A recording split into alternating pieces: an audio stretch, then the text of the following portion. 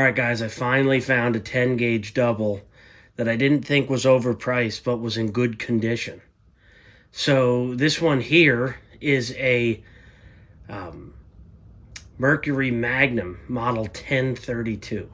In the designation, the 10 is obviously 10 gauge, 32 would be the barrel length. So this is a Spanish made side by side. It's made by Zabala.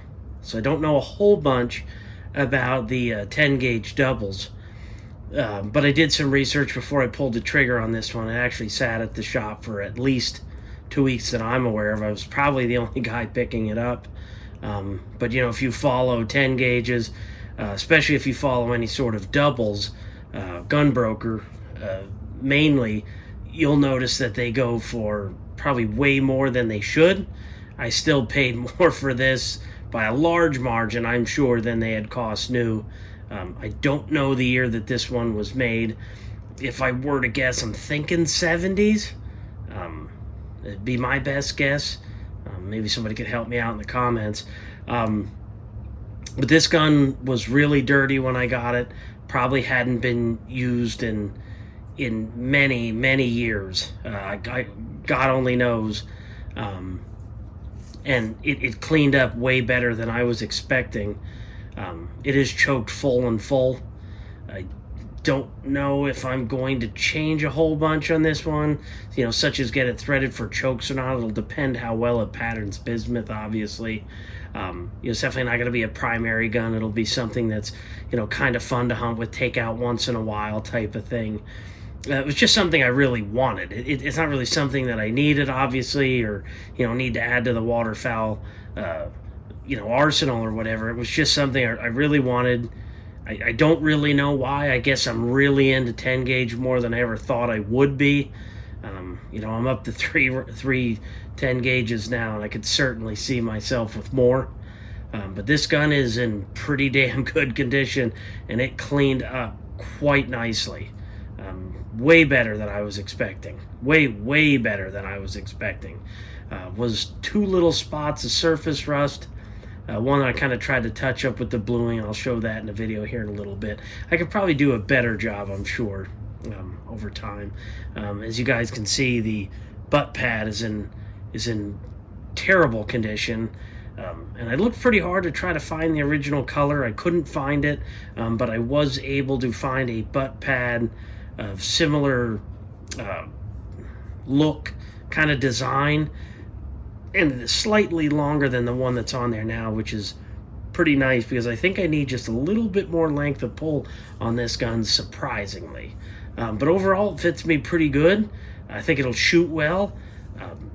The other thing that's kind of strange about this one, when you shoulder it and you look down the rib, everything's there, but the mid bead almost looks like it's the same size or slightly larger than the bead at the end of the barrel. So I'm not quite sure what to do about that. I don't know if I'm going to take it off or I'm going to try to make it smaller. That might be the route I go.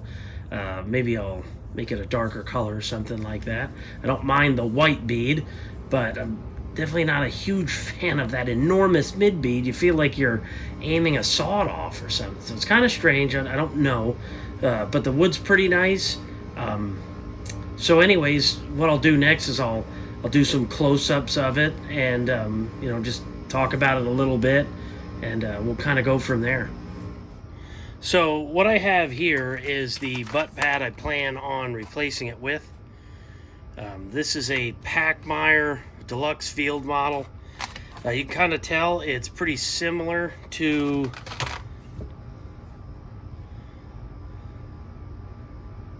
the original pad, and you can kind of see, if you look pretty closely here, you can see Zabala, and it's in pretty poor shape. Probably last a little while longer, but we're going to replace it. It's been a while since I've tried to put my own butt pad on, and the method that I had used in the past was the one my buddy gave me, where you line kind of the outside of the stock with a couple layers of painter's tape, and you try to work it and form the butt pad that way. That's pretty long. time-consuming process. I'm not thrilled about trying it that way, so I'm going to use an oversized pad. These are called grind to fit. And if anybody wants to see the part number, matches that same black and white, layer on the pad. I'll open it up real quick. So it's not perfect, if you look at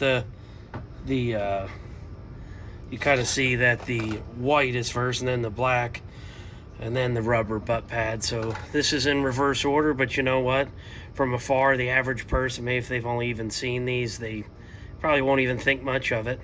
And it is pretty squishy too. So, and I think you're gonna need every bit of that to save your shoulder. 'Cause I'll bet you this son of a gun recoils. I'm thinking it's going to be fairly significant compared to the Browning 10 gauges that I have. And then the part that I'm going to use, it's a jig. It's a Wheeler brand, Miles Gilbert series. I think that I'm trying to sound a little on the sophisticated side. Don't worry, it's made in China. So it's a whole jig setup to basically you can get the angle and pitch of your stock, and you can match it on just a sanding wheel basically at that point. It should make quick work of that job, and it shouldn't be too bad. But you guys can look closely to kind of doing the best I can with lighting here. Made in Spain, 10 gauge, 3.5 inch Magnum shells, full, and it is a Mercury Magnum, model 1032, G1032. If you take a look, scrolling isn't bad, kind of cool little Mercury on the lever. And I had to clean that up. There was a tiny bit of pitting in there. You could tell these screw heads weren't touched. Look how clean that is. Now that rear screw right there, right at the bottom of the trigger guard, I had to clean that up a little bit. Now these triggers were also gold. And they're pretty worn out. The gold, there's not much left, but it's okay. And you guys can see this wood is quite nice. You guys can tell it's quite nice, and it cleaned up really nice. I'll show you some of the stuff I used to clean it up. And look how nice that bluing is. And there's there's the front bead, and then check out the size of the mid bead. I think it's the same size. It's just too darn big. But the rib is beautiful. I mean, you could check, this gun is in really great condition. Really nice condition. Definitely a little on the crude side. But back when these were made, they were a budget gun. Now they've become somewhat on the almost collectible side, and they're kind of drawing a lot of money.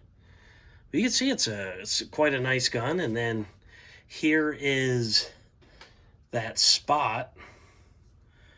I did a decent job of rebluing that, but it was right in there. So not bad. And it's not a polished bluing either. It's just a dull blue, but it kind of polished up the front there. Look how nice that came out. It's in super good shape. And then I'll open the action here real quick. Got some snap caps in here. These huge, monstrous box locks on these guns. I mean, this gun, I'm sure it was fired. The bores, I mean, you can see. Look at the shine in these. It's really in great shape. And I polished up the face of the action a little bit. There wasn't a whole bunch on it, but there was definitely some wear and tear. But it is a really, really pretty gun. I paid $850 for this. They were asking $900, and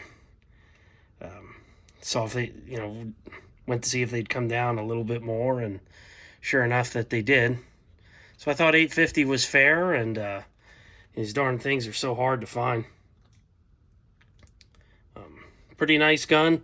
The triggers are not amazing, but that box lock is nasty. I mean, it is pretty neat. It kind of, see how that receiver sort of comes in to the barrel a little bit. It's really cool. Just kind of a neat gun. Just neat to have, honestly. Triggers are a little on the crude side. And this has one of them auto safeties on it. I already forgot. It's kind of like that Stoker I had reviewed. See that? A lot of... Now, the second trigger, not so bad. Second trigger is really nice. The first trigger is not as nice. But you know what? That's okay. That's okay. But let me show you some of the components that I use to clean it up. You can see I got 8 trays ready to go for Mech Juniors. So I'll show you a couple of things that I've used to clean this thing up. One of the big ones for the wood, if you guys don't know about this, it's a really big deal. I don't care if you've got a Perazzi, a Krieghoff, you're cleaning up something like this, or one of the Berettas or Caesar greenies that I have. This stuff is awesome. And I can't recommend it enough. It's made in England. And it cleans up wood awesome. Good on leather. Kind of a cool little design there. Pretty neat. But this stuff is awesome for cleaning up wood. And that's exactly why this wood looks the way it looks. I used Flitz metal polish for the metal. I went pretty lightly on the receiver. But this stuff, man, it took a couple times, but I got all that dirt and grease and everything out of the wood, all that grime, because it was covered in probably 30 years of sitting or more. This really did it. Renaissance wax. You can get that on eBay. Worth every penny, too. Walnut oil is another good one, especially depending on what type of finish you have. That's Parker Hale. The UK has a big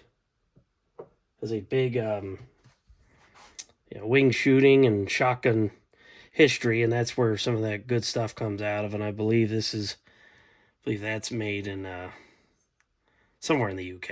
I don't remember where. And then this is actually made. Even the can is made in England. Kind of neat. So, anyways, guys, I figured I'd show you the 10 gauge side by side, the Mercury Magnum. Figured everybody would like to see it. Kind of a cool gun. It's going to be interesting hunting waterfowl with this thing. I think people, even more so than when I take the 10 gauges I have now, and they think it's a little crazy. I'll bet you this one's going to turn some heads. All right, guys, thanks for watching. Pattern videos coming here very shortly. Don't forget, 10 gauge bismuth patterns, 12 gauge bismuth patterns, 20 gauge and bismuth and steel patterns coming up here very shortly. And I'll probably shoot some Boss bismuth out of this side by side as well. And we'll see what those patterns look like with their 1s and 2s with the full and full patterns at 40 yards. All right, guys, thanks for watching.